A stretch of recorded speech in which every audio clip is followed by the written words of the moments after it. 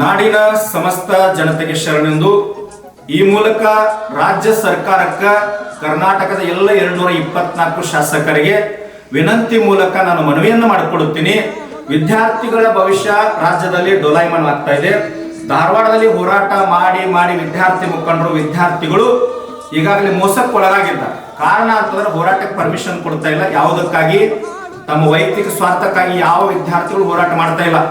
2,86,000 ಹುದ್ದೆಗಳು ರಾಜ್ಯದಲ್ಲಿ ಖಾಲಿ ಇರತಕ್ಕಂಥದ್ದು. ಆದರೂ ಕೂಡ ಸರ್ಕಾರ ನಡೀತಾ ಇದೆ. ಯಾವುದೋ ಒಬ್ಬ MLA ಹಠಾತ್ ಆಗಿ ನಿಧನ ಆದಂತಂದ್ರೆ 1 ತಿಂಗಳು ಚುನಾವಣೆ ಮಾಡದೇ ಇದ್ರೆ ಕಾನೂನು ಪ್ರಕಾರ ನಡೆಯೋದಿಲ್ಲ. ಒಬ್ಬ MLA ಸತ್ತಂದ್ರೆ ಈ ರಾಜ್ಯ ಸರ್ಕಾರ MLAಗಳು ಮಂತ್ರಿಗಳು ZPTPಗಳಾಗಿ ಬಂದು ಆ ಪ್ರಚಾರ ಮಾಡಿ ಶಾಸಕರನ್ನ ಆರಿಸಿರ್ತಕ್ಕಂಥ ಕೆಲಸ ಮಾಡ್ತಾ ಇದ್ದೀರಿ. ರಾಜ್ಯ ಸರ್ಕಾರಕ್ಕೆ ಎಲ್ಲ ಮುಖಂಡರಿಗೆ, ಶಾಸಕರಿಗೆ, ಸಚಿವರಿಗೆ ಪಕ್ಷಾತೀತ ಧರ್ಮಾತೀತವಾಗಿ ನಾವು ವಿನಂತಿಯನ್ನು ಮಾಡಿಕೊಡ್ತೀನಿ.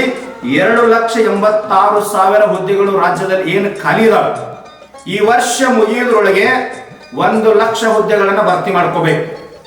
ಕೆಲವೇ ದಿನಗಳಲ್ಲಿ ಇದ್ರ ಬಗ್ಗೆ ಯಾರಾದ್ರೂ ಮಾತನಾಡದೇ ಇದ್ರೆ ನಮ್ಮದು ಎಲ್ಲಿ ಹೋರಾಟ ಆಗ್ತದೆ ಗೊತ್ತಿಲ್ಲ. ಬರೀ ವಿದ್ಯಾರ್ಥಿಗಳಲ್ಲ, ಕರ್ನಾಟಕ ರಾಜ್ಯ ರೈತ ಸಂಘ ಹಾಗೂ ಹಸಿರು ಸೇನೆಯ ಅಧ್ಯಕ್ಷರಾಗಿರ್ತಕ್ಕಂಥ ಸನ್ಮಾನ್ಯ ಚುನಪ್ಪ ಪೂಜಾರಿ ಅವರ ನೇತೃತ್ವದಲ್ಲಿ ರಾಜ್ಯ ಮಟ್ಟದೊಳಗ ನೀವು ಊಹೆ ಮಾಡ್ಲಿಕ್ಕೂ ಸಾಧ್ಯ ಇಲ್ಲ. ಆ ಮಟ್ಟದೊಳಗೆ ವಿದ್ಯಾರ್ಥಿಗಳನ್ನ ಕರ್ಕೊಂಡು, ಕಾರ್ಮಿಕರನ್ನ ಕರ್ಕೊಂಡು ರಾಜ್ಯದ ದಲಿತ ಪರ ಸಂಘಟನೆ, ಕನ್ನಡ ಪರ ಸಂಘಟನೆ, ಕಾರ್ಮಿಕ ಸಂಘಟನೆ, ಆಟೋ ಸಂಘಟನೆ, ಮಹಿಳಾ ಸಂಘಟನೆಗಳನ್ನ, ವಿದ್ಯಾರ್ಥಿ ಸಂಘಟನೆಗಳನ್ನ ಪಕ್ಷಾತೀತ ಧರ್ಮಾತೀತವಾಗಿ ಎಲ್ಲರನ್ನ ಕರ್ಕೊಂಡು ಎಲ್ಲಿ ಹೋರಾಟ ಮಾಡ್ತೀವಿ ಗೊತ್ತಿಲ್ಲ. ಅಷ್ಟರೊಳಗೆ ನೀವು ಜಾಗೃತ ಆಗಿ 2,86,000 ಸದ್ಯ ಬೇಡ, 1,00,000 ಹುದ್ದೆಗಳನ್ನ ಶೀಘ್ರವಾಗಿ ನೇಮಕ ಮಾಡ್ತೀನಿ. ನೀವು ಯಾರಾದ್ರೂ ಮಾತು ಕೊಡ್ಬೇಕು. ಕೊಟ್ರೆ ನಾವು ಹೋರಾಟವನ್ನ ಮಾಡೋದಿಲ್ಲ. ವಿದ್ಯಾರ್ಥಿಗಳ ಭವಿಷ್ಯ ಡೋಲಾಯಮಾನ ಆಗ್ತಾ ಇದೆ. ಆ ವಿಷಯ ಮುಗಿದು ಹೋದ್ರೆ ರೈತರ ಮಕ್ಕಳಿಗೆ ಮೊದಲನೇದಾಗಿ ಹೆಣ್ಣು ಕೊಡ್ತಾ ಇಲ್ಲ. ನಿಮಗ MLA ಸತ್ರೆ ಚುನಾವಣೆ ಮಾಡ್ಲಿಕ್ಕೆ ನಿಮ್ಗೆ ಸಮಯ ಅದ, ಹಣ ಅದ. ನಿಮಗೆ ವಿನಂತಿ ಮಾಡ್ಕೊಳ್ತೀನಿ, ಇವೆಲ್ಲ 5 ಗ್ಯಾರಂಟಿಗಳನ್ನ ಕೈ ಮುಗಿದು ಕೇಳ್ಕೊತೀನಿ. ಇಡೀ ರಾಜ್ಯ ನಮ್ಮದು ಬರಿವಾದಾಗಿ ಹೋಗ್ತಾ ಇದೆ. 5 ಗ್ಯಾರಂಟಿಗಳನ್ನ ವಾಪಸ್ ತಕ್ಕೊಂಡು ವಿದ್ಯಾರ್ಥಿಗಳ 2,84,000 ಹುದ್ದೆಗಳನ್ನ ಭರ್ತಿ ಮಾಡ್ರಿ. ನಾ ಎಲ್ಲಾ ವಿದ್ಯಾರ್ಥಿಗಳನ್ನ ರೈತ ಸಂಘ ಮುಖಂಡರ ಕರ್ಕೊಂಡು ಬಂದು ನಿಮ್ಮೆಲ್ಲ 224 ಶಾಸಕರಿಗೆ ಗುಲಾಬಿ ಮಾಲೆಯನ್ನು ಹಾಕಿ ಸನ್ಮಾನ ಮಾಡ್ತೀವಿ. ಮಾಡದೇ ಇದ್ರೆ ನಿಮ್ಮೆಲ್ಲರ ವಿರುದ್ಧವಾಗಿ ನಾವು ಹೋರಾಟವನ್ನು ಮಾಡ್ಬೇಕಾಗ್ತದ. ಬಹಳ ನೇರವಾಗಿ ಎಚ್ಚರಿಕೆಯನ್ನು ಕೊಡ್ತೀನಿ.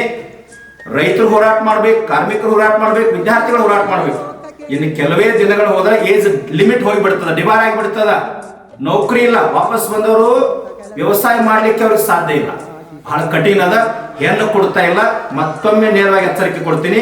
31 ಜಿಲ್ಲೆಗಳ ರೈತರನ್ನ ಕರ್ಕೊಂಡು ರಾಜ್ಯದ ಪಕ್ಷಾತೀತ ಧರ್ಮಾತೀತವಾಗಿ ಎಲ್ಲಾ ಸಂಘಟನೆಗಳ ಮುಖಂಡರ ಜೊತೆ ಮಾತನಾಡ್ತಾ ಇದ್ದೇವೆ. ಎಲ್ಲಾ ಸಂಘಟನೆಗಳ ಕರ್ಕೊಂಡು ನೀವೇನೇ ಅಕಸ್ಮಾತ್ ಆಗಿ ಧಾರವಾಡಗಳು ಪರ್ಮಿಷನ್ ಕೊಡದೇ ಇದ್ರೆ ಹೋರಾಟ ಹಿಂದಾಗೋದಿಲ್ಲ. ನಮ್ಮದು ನಂಜುಂಡ ಸ್ವಾಮಿ ಅವರ ತತ್ವದಲ್ಲಿ ಹೋರಾಟ. ಯಾವ ಹೈವೇ ಬಂದ್ ಮಾಡ್ತೀವಿ, ಯಾವ ಜಿಲ್ಲಾ ಬಂದ್ ಮಾಡ್ತೀವಿ ನಮ್ಗೆ ಗೊತ್ತಿಲ್ಲ. ಹೋರಾಟ ಆಗ್ತದ, ತಿಳ್ಕೊಡ್ರಿ. ನಮಗೆ ಗೌರವ ಕೊಡ್ರಿ. ರೈತ ಸಂಘದವ್ರಿಗೆ, ವಿದ್ಯಾರ್ಥಿಗಳು ಗೌರವ ಕೊಡ್ರಿ. 8-10 ದಿನದೊಳಗ ನಾವು ವಿದ್ಯಾರ್ಥಿಗಳು ತುಂಬಲಿಕ್ಕೆ ನಾವು ಮನಸ್ಸು ಮಾಡ್ತೀವಿ ಅಂತೇಳಿ ಮಾತು ಕೊಟ್ರೆ ನಾವು ಹೋರಾಟ ಮಾಡೋದಿಲ್ಲ. ಆಗದೇ ಇದ್ರೆ ತಯಾರಿ ನಡೆದದ, ಹೋರಾಟ ಆಗ್ತದ, ಗಂಭೀರ ರೂಪ ತಗೊಳ್ತದ. ಅದು ಯಾವ ಮಾದರಿ ಹೋಗ್ತದ ನಮಗೆ ಗೊತ್ತಿಲ್ಲ. ಅದಕ್ಕಾಗಿ ವಿನಂತಿ ಮೂಲಕ ಎಚ್ಚರಿಕೆ ಕೊಡ್ತೀನಿ. ರಾಜ್ಯ ಸರ್ಕಾರ, ನಿಮ್ಮ ಸರ್ಕಾರ ಡೋಲಾಯಮಾನದ. ಯಾರು ಬೀಳ್ತಿರೋ ಅದು ನಿಮಗೆ ಬಿಟ್ಟದ್ದು. ಆದ್ರೆ ವಿದ್ಯಾರ್ಥಿಗಳ ಭವಿಷ್ಯಕ್ಕಾಗಿ ನೀವು ಗಂಭೀರ ಚಿಂತನೆ ಮಾಡ್ಬೇಕಂತೇಳಿ ಈ ಮೂಲಕ ನಾನು ಎಚ್ಚರಿಕೆಯನ್ನು ಕೊಡ್ತೀನಿ.